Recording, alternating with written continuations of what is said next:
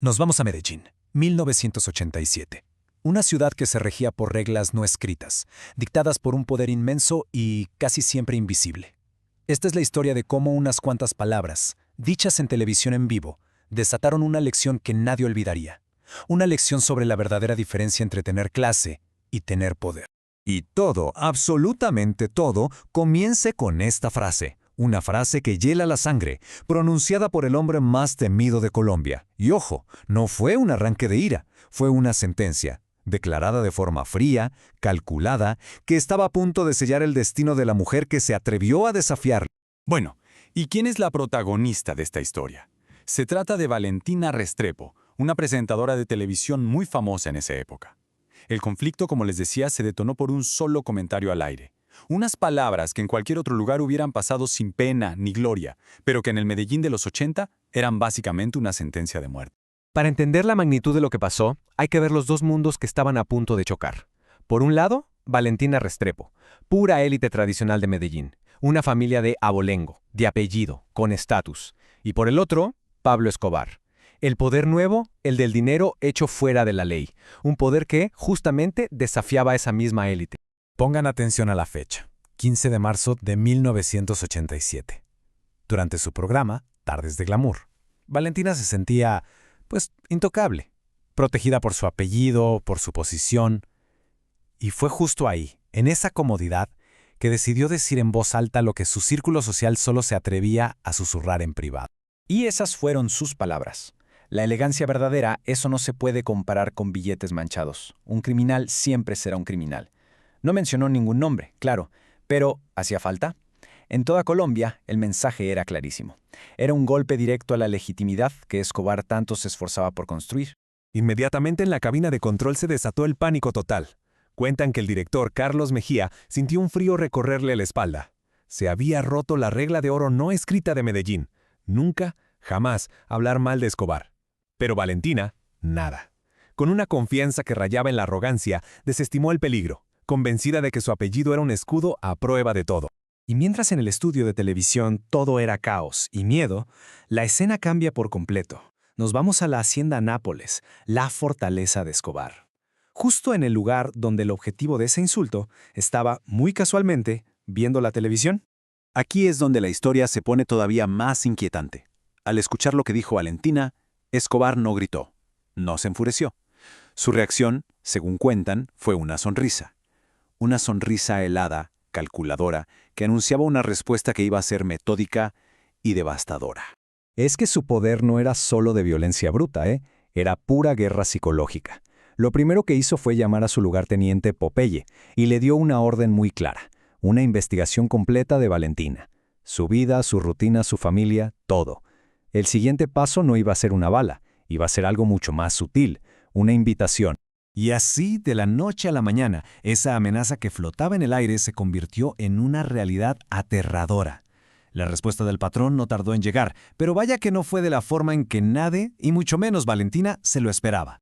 Un día, un hombre muy elegante, a bordo de un Mercedes-Benz negro, le entregó en sus manos una carta. El papel era fino, con un membrete dorado de la hacienda Nápoles, y el remitente, claro, Pablo Emilio Escobar Gaviria. Esta era una demostración de su método, una mezcla perfecta entre civilidad y una amenaza implícita que no necesitaba decirse en voz alta. Y eso nos pone a pensar, ¿no? Si a alguien le llega una invitación del hombre más peligroso del país, ¿qué opciones tiene? Rechazarla es impensable. Aceptarla es básicamente caminar directo a la boca del lobo. Un dilema sin salida.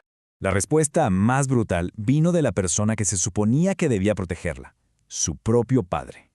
Más peligroso es no ir. Con esas 5 palabras, Aurelio Restrepo admitió una verdad terrible. El poder de su apellido, de su abolengo, no era absolutamente nada frente al nuevo poder que de verdad mandaba en Medellín. Con la decisión ya tomada por ella, Valentina se preparó para el encuentro. Un helicóptero la recogió para llevarla al corazón del imperio de Escobar, un lugar tan famoso como temido por todos, la hacienda Nápoles. Lo que encontró ahí era un paraíso, pero uno muy extraño, surrealista. Un zoológico con animales de todo el mundo, fuentes de mármol, un lujo que se desbordaba por todos lados. Pero debajo de toda esa fachada se sentía una amenaza constante, un recordatorio de que cada ladrillo de ese lugar estaba construido sobre cimientos de violencia. En medio de un recorrido por su zoológico, Escobar se detuvo frente al lago de los hipopótamos y le dijo esto. Obviamente no era una clase de zoología, era una metáfora apenas velada de sí mismo. Una criatura que puede parecer dócil, tranquila, pero que en realidad posee una capacidad de destrucción inimaginable, hermoso y letal. Después del paseo, se sentaron a un almuerzo lujoso. La conversación era cortés, casi normal, pero todo era una fachada. De repente, la amabilidad se esfumó y Escobar fue directo al punto. Y entonces le soltó esta pregunta. En ese preciso instante, todo cambió. Ya no era un almuerzo, era un interrogatorio psicológico. Escobar no solo le estaba confrontando a ella, sino que estaba desafiando de frente todo el sistema de valores en el que ella había crecido. Y después de la pregunta, llegó el ultimátum. Le ofreció un trabajo, ser la estrella de su nueva cadena de televisión con el triple de su sueldo. La condición, una disculpa pública en su programa. La alternativa, le mostró una carpeta. Adentro había fotos, documentos, pruebas de que sabía cada movimiento de su vida, de su familia, de su novio. La lección era clara. El control era total. El almuerzo terminó. Valentina regresó a Medellín, pero la mujer que bajó de ese helicóptero ya no era la misma que se había subido horas antes. Lo que siguió fue el acto final de su humillación, un símbolo público y permanente de su rendición. Antes de que se fuera, Escobar le dio un regalo, un collar de oro y diamantes con la figura de un hipopótamo, y le dijo que era un recuerdo de que la belleza y el peligro a menudo van de la mano. Eso no era una joya, era una marca, un recordatorio perpetuo de quién tenía el verdadero poder. 3 semanas después, todo el país fue testigo del resultado final. Valentina Restrepo, con el pesado collar de hipopótamo a la vista de todos, apareció en su programa y leyó, con la voz rota, una disculpa pública por sus comentarios ignorantes. Su espíritu se había quebrado. El miedo se le metió en los huesos y nunca más se fue. Jamás volvió a ser esa figura segura y desafiante de antes. Escobar no necesitó una sola bala para destruirla. La lección había sido enseñada de la manera más humillante y pública posible. Al final, la historia de Valentina y Escobar nos obliga a hacernos una pregunta fundamental. ¿El verdadero poder se construye con respeto o se impone a través del miedo? Quizás la respuesta no es tan simple, y esa tal vez sea la lección más duradera de todas.